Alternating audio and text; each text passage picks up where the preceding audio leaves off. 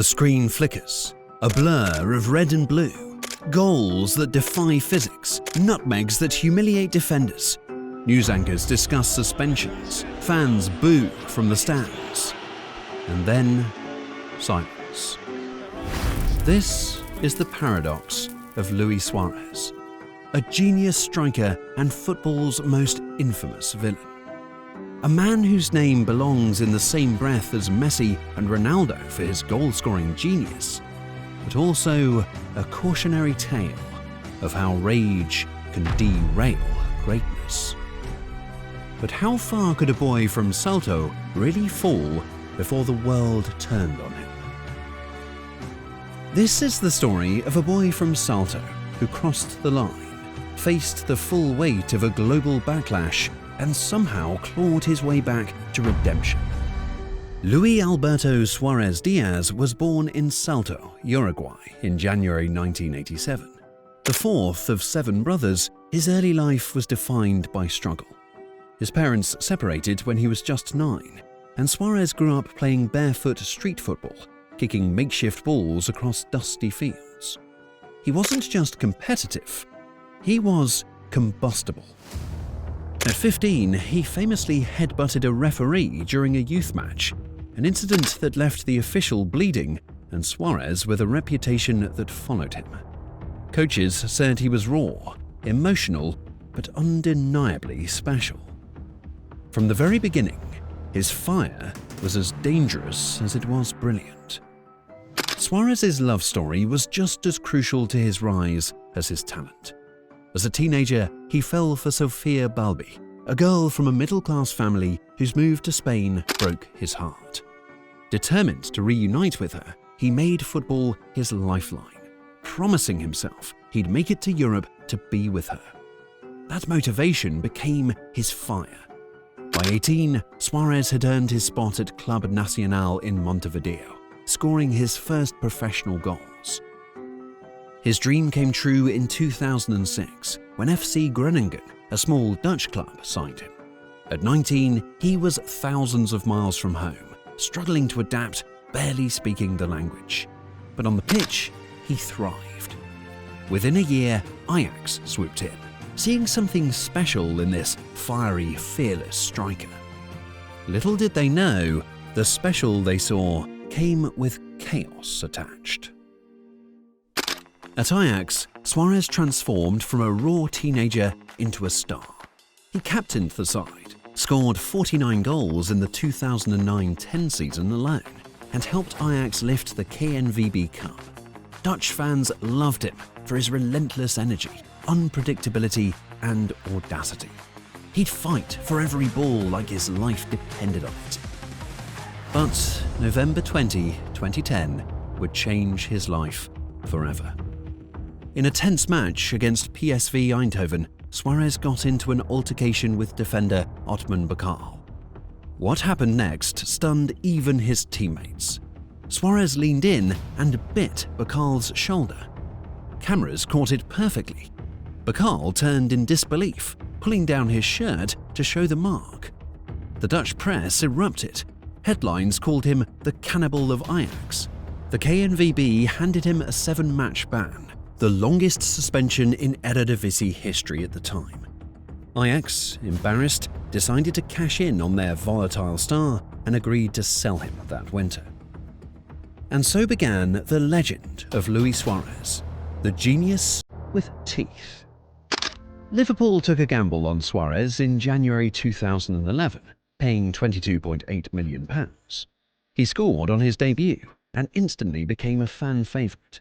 His style was mesmerising. Suárez didn't just score goals, he scored masterpieces. He could nutmeg 3 defenders, chip a goalkeeper from 40 yards, or volley a ball into the top corner without hesitation. By his second full season, he was Liverpool's talisman. But controversies shadowed him everywhere. England had no idea what was about to hit them. On October the 15th, 2011, Liverpool hosted Manchester United at Anfield. In a fierce match, Patrice Evra accused Suárez of using a racial slur multiple times. the Football Association launched a full investigation, consulting language experts and reviewing testimony. They found the accusation credible and handed Suárez an 8-match ban plus a £40,000 fine. Liverpool's response fueled outrage. The club publicly defended him, issued statements attacking Evra's credibility, and even had the squad warm up in t-shirts bearing Suárez's face. Critics called it tone-deaf, and Suárez's reputation spiraled further when he refused to shake Evra's hand in their next encounter. Sir Alex Ferguson, Manchester United's legendary manager, branded him a disgrace. Suárez apologised, but his image as a villain stuck. Less than 2 years later, his temper got the better of him again. On April the 21st, 2013, Liverpool faced Chelsea in a crucial Premier League clash. With the score tied 2-2, Suárez inexplicably bit Branislav Ivanovic's arm during a tussle in the box. Ivanovic's stunned reaction was replayed around the world. The FA imposed a 10-match ban, calling it one of the most serious offences in league history. Memes flooded the internet. Vampire jokes trended globally. Sponsors began distancing themselves. It was the second time Suárez had bitten an opponent, and the football world was appalled. Yet, somehow, this wasn't the end of him. It was only the beginning. Yet on the pitch, his brilliance was undeniable. Suárez returned from suspension with vengeance. In the 2013-14 season, he scored 31 Premier League goals in 33 appearances, equaling a record.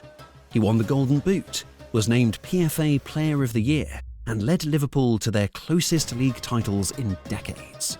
Fans adored him, even as rivals despised him. It seemed like Suárez was finally channeling his fire into football.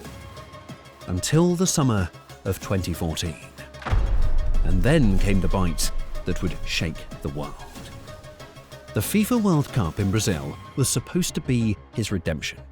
Despite knee surgery just weeks earlier, Suárez stunned England with 2 goals in Uruguay's 2-1 victory, earning hero status at home. Uruguay faced Italy next in a must-win match. The game was tense, physical and goalless in the 79th minute when Suárez collided with Giorgio Chiellini.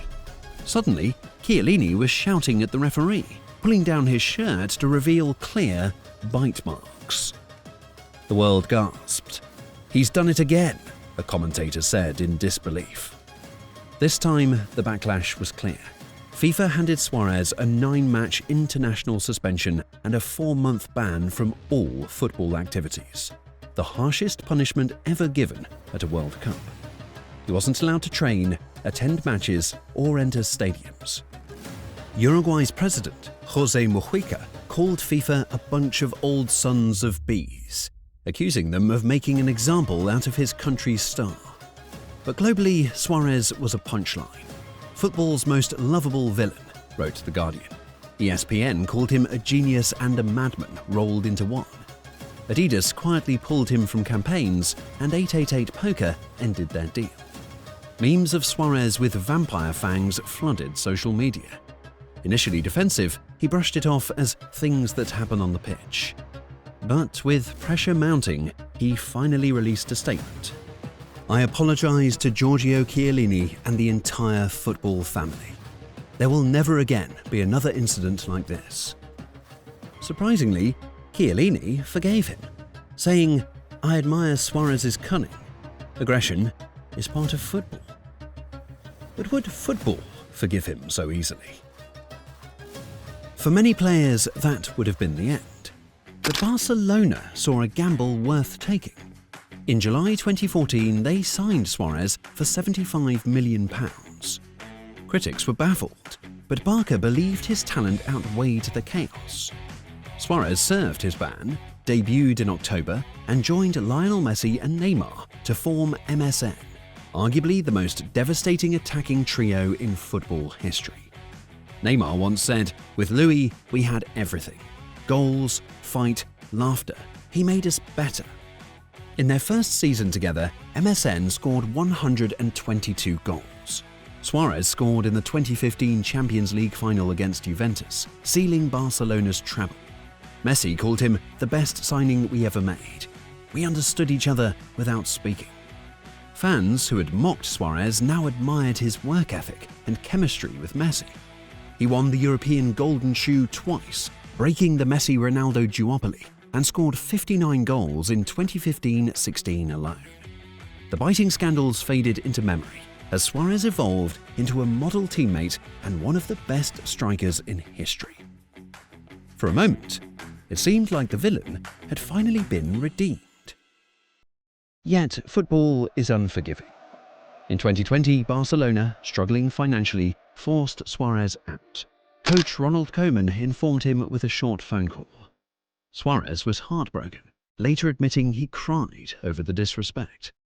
Messi blasted the club, writing on Instagram, "You deserve to leave like what you are, one of the most important players in the club's history."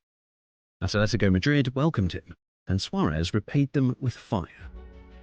In his first season, Suárez scored 21 goals and led Atletico to their first La Liga title in 7 years.